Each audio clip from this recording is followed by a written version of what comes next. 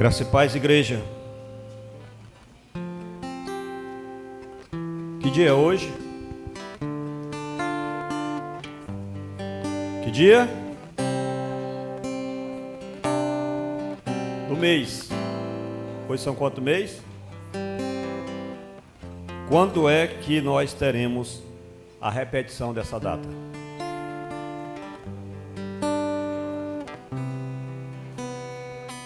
Quando é que nós teremos a repetição desse dia? Você consegue imaginar a importância de você estar aqui hoje? Na casa do Senhor? Será se nós teremos a mesma oportunidade de estarmos aqui no dia 11 de dezembro de 2026, caindo ou não numa quinta-feira? Tem coisas que a gente não para pensar, né? Tem coisas que a gente não para pensar. No dia 6 de agosto, às 8h15 da manhã de 1945, foi lançada a primeira bomba na cidade de Hiroshima. Aquela bomba, na sua primeira explosão, no seu primeiro impacto, ela matou entre 70 e 80 mil pessoas no momento da sua explosão. Era a época da Segunda Grande Guerra Mundial. Hoje, nós sabemos que aquela bomba que foi soltada lá na cidade de Hiroshima, que atingiu também Nagasaki, ela tinha cerca de 1 quiloton de capacidade. Uma bomba com um poder altamente destrutivo. Hoje, evidentemente, com o avanço da tecnologia, da ciência, hoje nós temos bombas muito mais capacitadas do que aquela que foi soltada na cidade de Hiroshima. Mas a verdade é que eu gostaria de falar para você de uma força descomunal que também é provocada pelo expediente humano, pela atividade, pela atuação do homem. A natureza, ela tem sua força. A tecnologia, por meio das mãos dos homens, também tem. Para que nós tenhamos uma ideia, um vulcão, ele chega ao máximo com uma capacidade explosiva de 10 mil megatons. Para que você entenda o que é 10 mil megatons, é que 1 megaton equivale a 1000 quilotons. Ou seja, a capacidade destrutiva de um vulcão, ela é muito maior, ou de explosão de um vulcão, ela é muito maior do que a capacidade explosiva da bomba que foi soltada lá na cidade de Hiroshima. E, via de regra, de certa forma, a explosão, o impacto da explosão de um vulcão, ela ganha proporções mais atmosféricas, ou atmosférica, do que periférica, que foi o contrário da bomba, porque o vulcão ele fica numa montanha. Ajuda aí, Conceição. Ajuda. Porque o vulcão, ele fica cercado, ele fica fechado numa montanha, não é? Então aquela explosão, ela lança pedras, né? Rochas enormes, ela lança para as alturas. E a capacidade explosiva do vulcão é medida exatamente com essa capacidade que o vulcão tem de poder lançar os detritos a uma altura atmosférica. Quem é que consegue conter a lava de um vulcão? Rocha torna-se em estado de liquefação, ou seja, a rocha ela vira líquido quando a lava passa, não tem nada que possa bloquear. Vamos botar aqui, pegar aqui rapidão umas carradas de barro, de concreto, de cimento, de ferro, vamos botar aqui, não contém, né? Dependendo do lugar, às vezes aquela montanha de vulcão está perto do mar, a lava desce até dentro da água e ela continua incandescendo, acesa, tinindo, como diz o caboclo, lá dentro da água.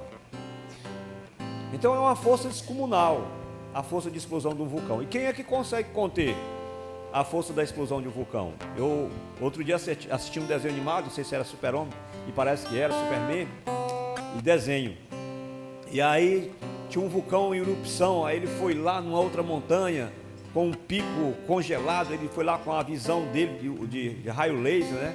Aí ele cortou, com a visão dele, cortou a ponta daquela montanha, né? Cortou aquele cone, e pegou aquele cone lá, e foi lá, levou voando e colocou lá no vulcão de ponta cabeça, né? E aquele cone encaixou lá na boca do vulcão e cessou aquela explosão, né?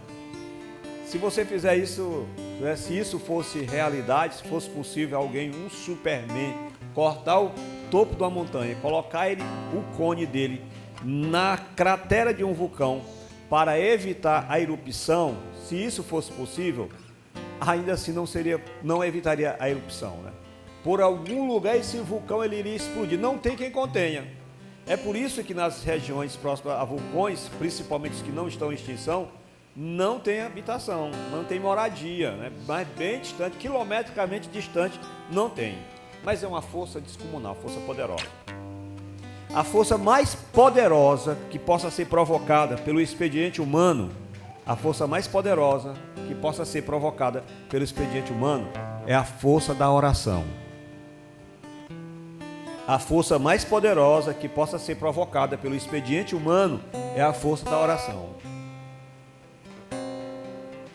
Será se nós como igreja nós temos esse entendimento? Olhe para o cenário. Olhe para os cenários dentro das igrejas. Olhe para o nosso cenário. Será se nós acreditamos, será se nós confiamos, será se nós temos esse entendimento do que o próprio Jesus falou, se tiverdes fé e não duvidardes, seremos capazes de mandar um monte se precipitar de um lado para o outro, um vulcão se arrancar de um lugar e para outro lugar. Será se nós entendemos isso? Será se nós assimilamos isso? Será se nós aceitamos, acreditamos nisso? Evidentemente que não. Existem coisas que não precisamos orar para que elas aconteçam. Existem coisas que nós não precisaremos orar para que elas aconteçam. Está lá, eu gosto até de compartilhar com os irmãos, Salmo 37, 3, né? Deleita-te no Senhor e Ele satisfará os desejos do teu coração. Então existem coisas que você não vai precisar orar para que elas aconteçam. Existem outras coisas que você vai orar, jejuar, fazer e acontecer e elas não vão acontecer. Agora existem coisas também que elas só acontecerão mediante a oração. Não tem outra forma de acontecer, de realizar, se não for por intermédio da oração. E da oração daquele que crê, daquele que tem convicção. Não tem outra forma. Ou seja, eu e você estamos perdendo coisas, espaços e várias situações simplesmente porque não oramos. E se oramos, não oramos acreditando que o poder da oração, ele é ilimitado, a ponto de você parar com a engrenagem do universo. Isso é loucura, eu sei que isso é ser meio maluco, mas é. A nossa oração ela é capaz de parar com a engrenagem do universo, como fez Ezequias, como fez Josué diante da guerra. Então nós temos esse privilégio que o Senhor nos concedeu para, junto com Ele, administrarmos o universo por meio da oração, e nós não o fazemos, e é por isso que o Senhor Jesus diz que as portas do inferno não prevalecerão contra a igreja. As portas do inferno. Satanás, ele é poderoso. Satanás e seus demônios, eles são poderosos. O nosso Deus é todo poderoso, mas eles são poderosos. Eles interferem nos ciclos da natureza, eles interferem. Eles interferem em várias situações que você fica boquiaberto. Eles têm poder, mas a Bíblia Sagrada diz que as portas do inferno não prevalecerão contra a igreja. E o que é a igreja? A igreja é o corpo de Cristo que supostamente ora, que supostamente guerreia em oração. E aqui Lucas conta uma parábola, não é?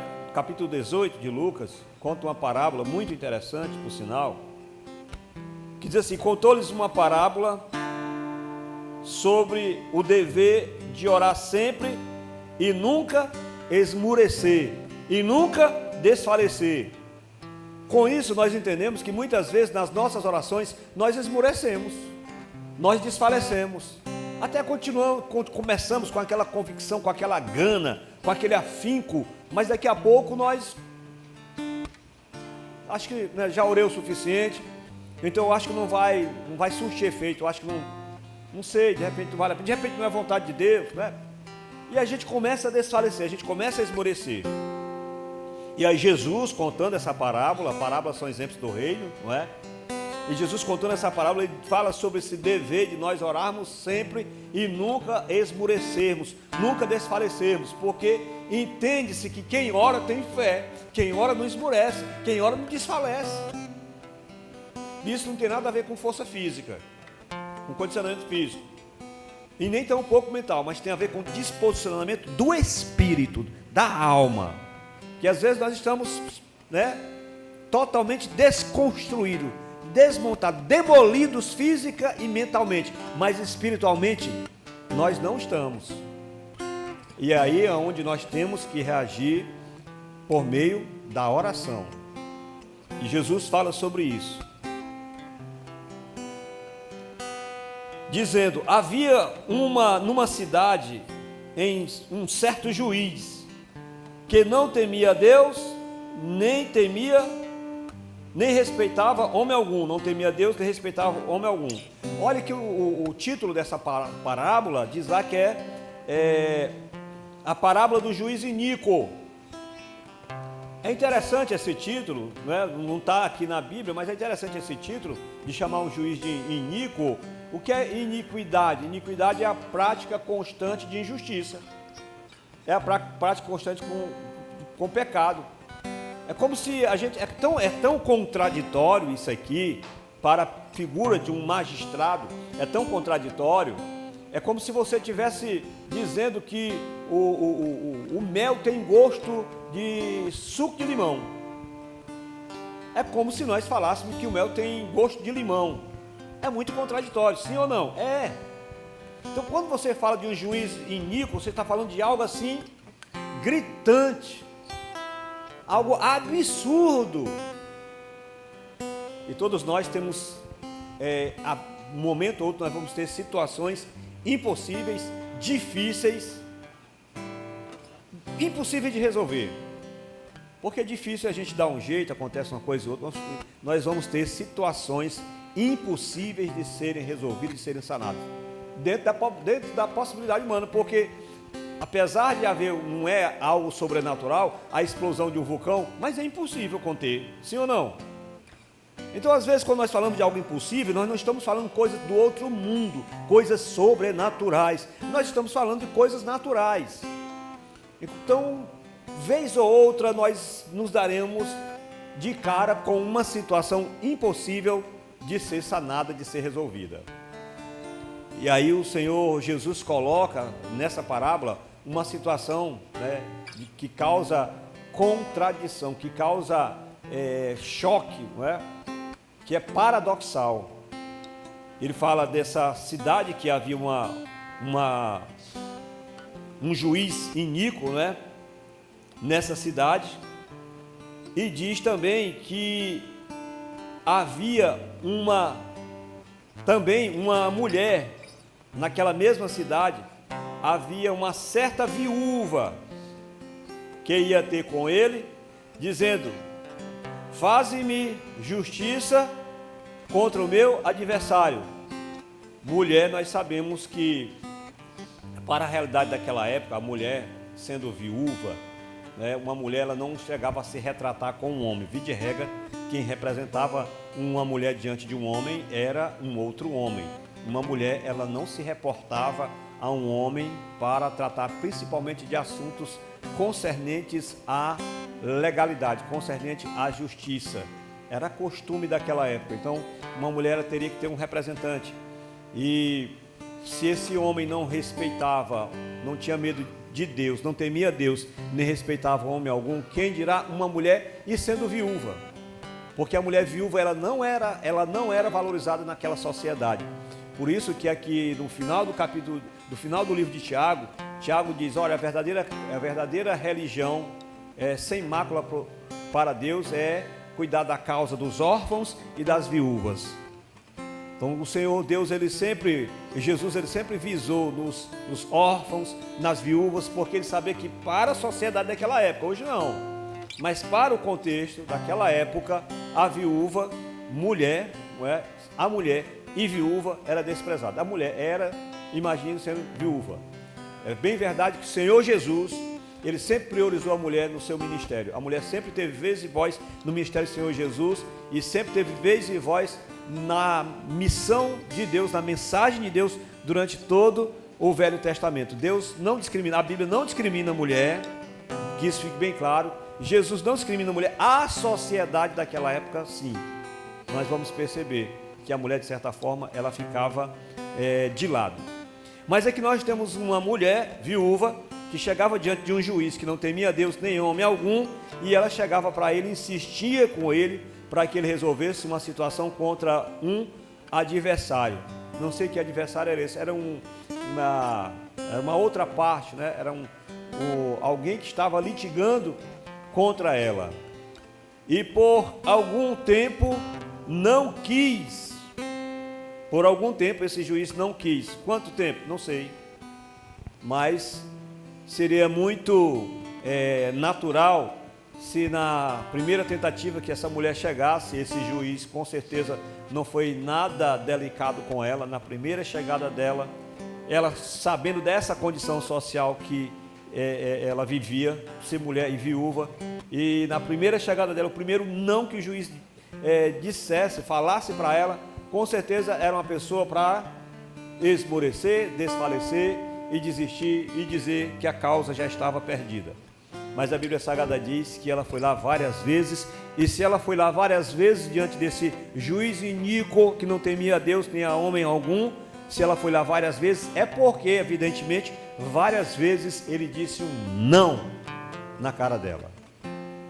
E aqui nós temos uma causa impossível para ser resolvida. Mas depois de algum tempo, e por algum tempo não quis, depois disse consigo mesmo: ainda que não temo a Deus. Olha quando o camarada diz que não teme a Deus, não é? Camarada que assume dizer que não tem medo de Deus, esse camarada aí é difícil, é complicado. Pessoa que não teme a Deus, viu? Ainda que não tema a Deus, nem respeito o homem, não tinha respeito. Como que você pode encontrar injustiça num juiz? É absurdo isso, mas existe, não é? Hoje no Brasil a gente tem encontrado muito isso. Injustiça num juiz, ou em alguns juízes, né? Em alguns togados, infelizmente. Todavia, como essa viúva me molesta, hei de fazer-lhe justiça.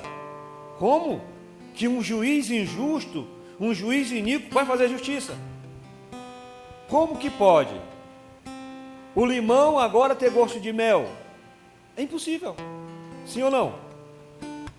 O justo fazer injustiça é impossível. O injusto fazer justiça também é impossível, dentro das possibilidades humanas.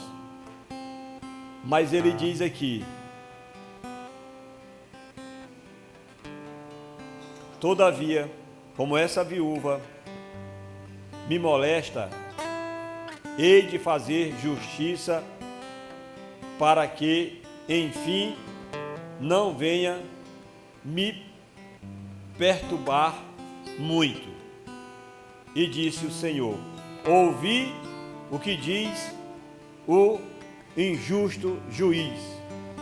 Escuta só, Jesus está dizendo: olha, para ouvir. Você escutou o que falou o juiz injusto? Ele disse: olha, eu não temo a Deus, nem respeito homem algum, mas como essa mulher está me molestando, eu vou fazer justiça para ela. para que ela não venha me molestar mais, para que ela não venha me incomodar mais, para que ela não venha me perturbar mais. Deus não nos dará, não fará justiça aos seus escolhidos, que clamam a Ele de dia e de noite, ainda que tardio para com eles. Deus não fará justiça para com os seus escolhidos, que a Ele clamam dia e noite, ainda que pareça tarde? É uma pergunta que é feita pelo próprio Senhor Jesus. Ei, um juiz injusto faz justiça. Mas Deus, que é justo, Ele não é capaz de fazer justiça para os seus escolhidos. Parece uma pergunta tão óbvia, né?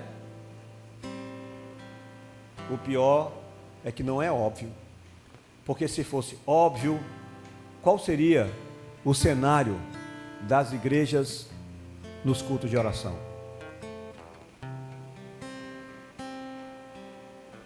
Se fosse uma pergunta óbvia, qual seria o cenário das igrejas nos cultos de orações?